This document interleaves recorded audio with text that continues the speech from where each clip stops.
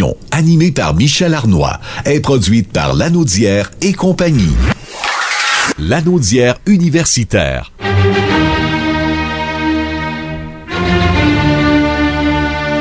Est une présentation du Centre régional universitaire de Lanaudière. Voici Pierre-Luc Belrose. Pierre-Luc Belrose, bon mardi. Monsieur Michel, mes hommages. Ah, vos hommages, je les accepte. Écoutez, j'aime ça vous parler de mardi parce que vous avez habituellement toujours de bonnes nouvelles à nous apprendre. Et il y a eu un budget déposé la semaine dernière et il y a des bonnes nouvelles là-dedans. Eh oui, un budget qui atteint pratiquement 122 milliards de dollars, dont la santé, effectivement, reçoit la part du lion, comme toujours, avec un peu plus de 52 milliards. Mais la bonne nouvelle pour nous, c'est le budget qui est consacré à l'éducation, qui est autour de 18 milliards. Et de ce 18 milliards, on a un 9,3 milliards en enseignement supérieur, une croissance de 8,2%. Donc, c'est une très bonne nouvelle. Essentiellement, dans les bonnes nouvelles, eh bien, chaque étudiant à temps plein va recevoir un montant forfaitaire de 100 $ par session pour l'automne 2020 et l'hiver 2021.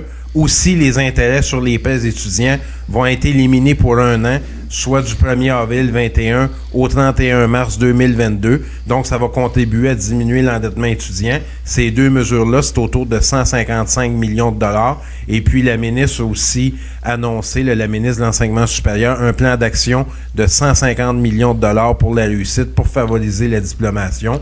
Donc, ce sont d'excellentes nouvelles qui viennent s'ajouter, comme vous le savez, à notre financement récurrent de 750 000 $ qui avait été confirmé par la ministre responsable de la Lanaudière, Mme Proulx, il y a quelques semaines. C'est pas des sommes faramineuses pour les étudiants, mais il reste que n'importe quelle aide est la bienvenue. Là. C'est ça qu'il faut mentionner. Surtout en contexte de pandémie, là, c'est bien apprécié par les étudiants, effectivement.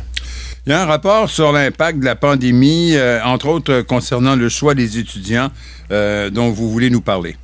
Oui, c'est un rapport qui a été réalisé par Academos, qui est un organisme à but non lucratif qui connecte les jeunes de 14 à 30 ans avec la réalité du monde du travail grâce à une application de mentorat virtuel.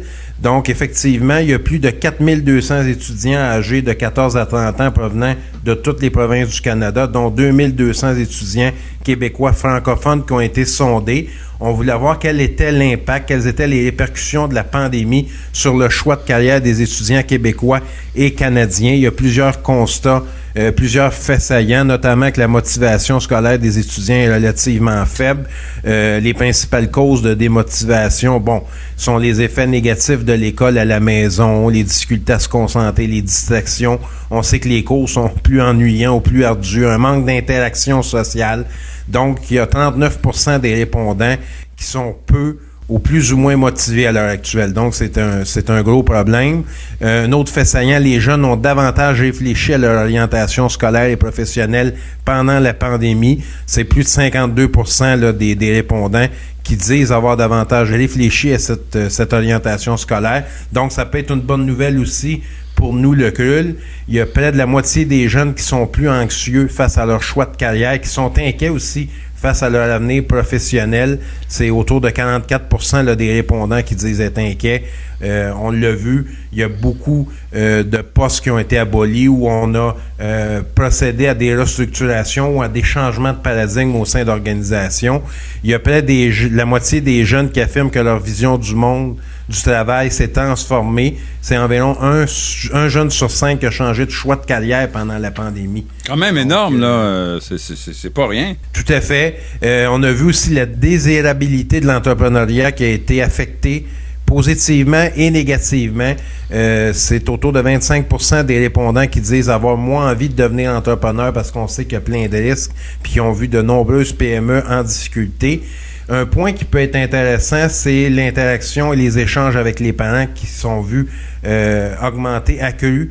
Donc, une inspiration face au travail que leurs parents ont dû faire pendant la pandémie. On les a vus beaucoup à la maison. Donc, il y a un changement. Les jeunes se confient beaucoup à leurs parents et font confiance pour les aider dans leur choix de carrière. Donc, quand je vous disais précédemment qu'on avait déployé un plan de communication qui était aussi axé sur les parents, ben ça vient confirmer là, la tangente qu'on a pris. Donc, c'est un rapport qui est excessivement intéressant, il y a beaucoup de constats intéressants, parfois inquiétants, mais aussi enthousiasmants à certains égards. Croyez qu'il y aura eu et qu'il y aura encore beaucoup de changements de carrière suite à la pandémie?